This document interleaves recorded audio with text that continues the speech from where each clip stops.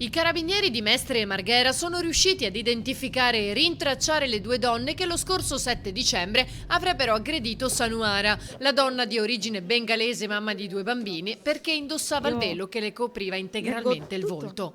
Si tratta di una 33enne e una 49enne italiane. I militari hanno accertato che mentre entrambe avrebbero offeso la donna verbalmente, solo una di loro l'avrebbe invece aggredita fisicamente strappandole il velo. Era stata proprio Sanuara a recarsi dai carabinieri per denunciare il fatto, per cui sono immediatamente scattate le indagini che hanno portato all'identificazione delle due con la conseguente denuncia. Questo proprio all'indomani della manifestazione contro il razzismo organizzata dalla comunità bengalese, svoltasi a Mestre con partenza dalla stazione e arrivo in piazzetta Coin per il comizio finale.